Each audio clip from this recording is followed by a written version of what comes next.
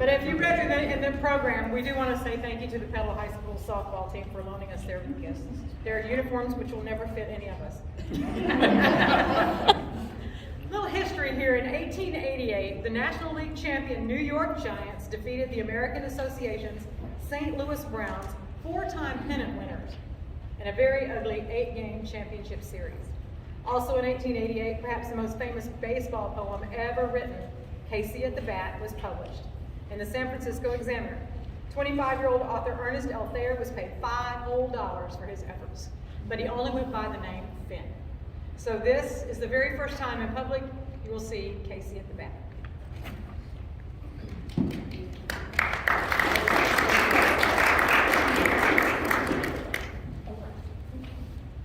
The outlook wasn't brilliant for the Mudville Nine that day. The score stood 4-2 with 1 inning more to play. And then when Cooney died at first, and Barrows did the same, a pall-like silence fell upon the patrons of the game.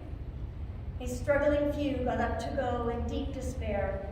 The rest clung to the hope which springs eternal in the human breast. They thought, if only Casey could but get a whack at that, we'd put up even money now with Casey at the bat. But Flynn preceded Casey, as did also Jimmy Blake, and the former was a hoodoo while the latter was a cake. So upon that stricken multitude, grim melancholy sat, for there seemed the little hope of Casey getting to the bat. But Flynn let drive a single to the wonderment of all, and Blake, the much despised, tore the cover off the ball. And when the dust had lifted and men saw what had occurred, that was Jimmy safe in second and Flynn hugging third. Then from 5,000 throats and more, there rose a lusty yell. It rumbled through the valley, it rattled in the dell. It pounded on the mountain and recoiled upon the flat, for Casey, mighty Casey, was advancing to the bat.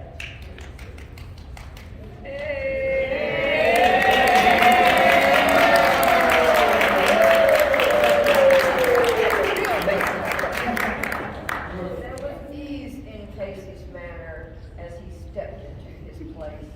There was pride in Casey's bearing and a smile lit Casey's face. And when, responding to the cheers, he lightly doffed his hat, no stranger in the crowd could doubt it was Casey at the bat. 10,000 eyes were on him as he rubbed his hands with dirt. 5,000 tongues applauded when he wiped them on his shirt. Then while the writhing pitcher ground the ball into his hip, defiance flashed in Casey's eye. A sneer curled Casey's lip. And now the leather-covered sphere came hurtling through the air, and Casey stood a-watching it in haughty grandeur there. Close by the sturdy batsman, the ball unheeded sped. That ain't my style, said Casey. "Stay right, one," the umpire said. From the benches black with people, there went up a muffled roar, like the beating of a storm wave on a stern and distant shore. Kill him! Kill the umpire! Shouted someone on the stand. And it's likely they'd have killed him had not Casey raised his hand. With a smile of Christian charity, great Casey's visage shone. He stilled the rising tumult. He bade the game go on.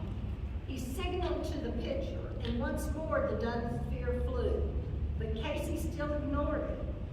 And the umpire said, "Strike two!"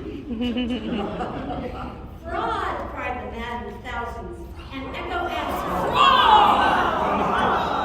With a blunt, scornful look from Casey, and the audience was awed. They saw his face grow stern and cold. They saw his muscles strain. And they knew that Casey wouldn't let that ball go by again. The sneer is gone from Casey's lip. His teeth are clenched in hate. He pounds with cruel violence his bat upon the plate. And now the pitcher holds the ball, and now he lets it go, and now the air is shattered by the force of Casey's blow. Oh, somewhere in this favored land, the sun is shining bright. The band is playing somewhere, and somewhere hearts are light. And somewhere men are laughing, and somewhere children shout. But there is no joy in Mudville. Mighty Casey has struck out.